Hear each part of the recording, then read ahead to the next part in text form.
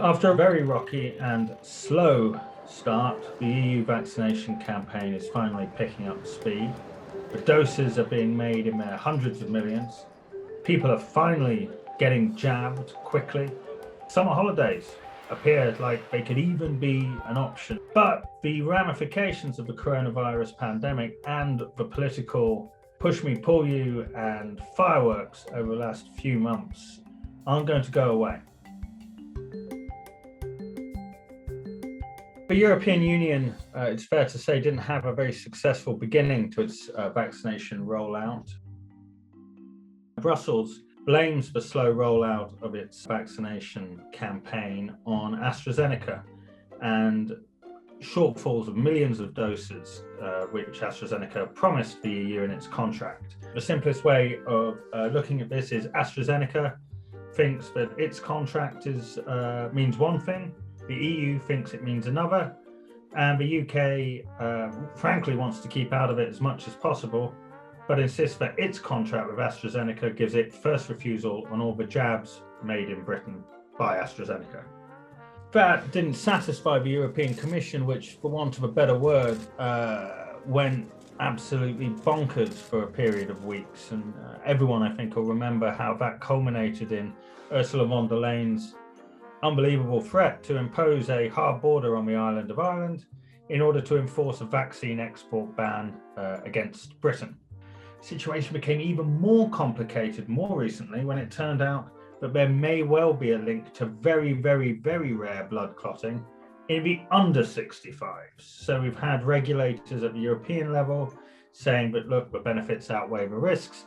But you've had a lot of member states saying, well, no, we're going to impose age restrictions. The European Commission's initial reaction, one of basically undisguised fury, and that's continued. Look over the channel and then there's Brexit Britain, who seems to be doing fine. Or you look to the Western Balkans and there's Serbia. Or you look to Turkey. Now that can't all be blamed on the European Commission as well. You know, the national governments of the EU member states need to take responsibility as well. I mean, not only have they outsourced the responsibility for negotiating the contracts, which some people would say is irresponsible, they have also, not really dealt with getting the jabs into people's arms. Things got quite heated until really March. The manufacturing of vaccines in the EU has now ramped up. The more vaccines that are coming into the EU and into the EU market, the more relaxed the feeling is. It feels like less of a crisis now in Europe. Ursula von der Leyen, she's in a somewhat unique position because she was appointed, she is the hand-picked choice of Emmanuel Macron and Angela Merkel, of the two most influential leaders in the EU. Has she handled the vaccination crisis well? The general feeling around Brussels is nope.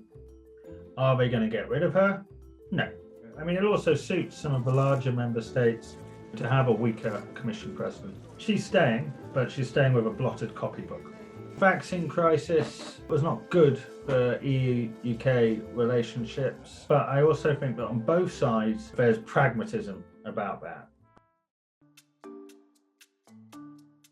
How quickly you can reopen and get the economy going again will be key. So Britain does have a bit of a head start on that. It's hard to compare economies UK, EU because the EU is 27 different countries.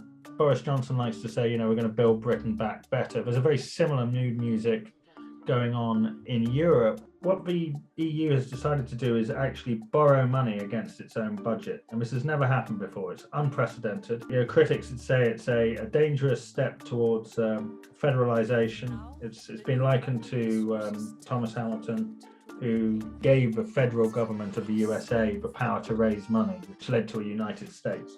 I mean, we're a long way off a United States of Europe, but, this is still a taboo which has been busted. It is a real actually opportunity for the European Union to show that it can be useful for its citizens. If they can pull this off, if the money is seen to be creating a new deal for EU citizens and really does restart the economy after this devastation, then they'll be heroes. And rightly so.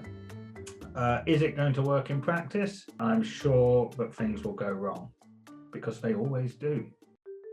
Whether the EU's massive bailout borrowed against its own budget does the trick or not, I think will be fundamental in how Ursula von der Leyen and more broadly the European Union will be viewed for years to come. I don't think it will mean the end of the European Union. I don't think there'll ever be a big bang moment which would lead to that, but it will prove to be one of the key shaping factors for citizens' attitudes. Now, that's an opportunity, but it's also a threat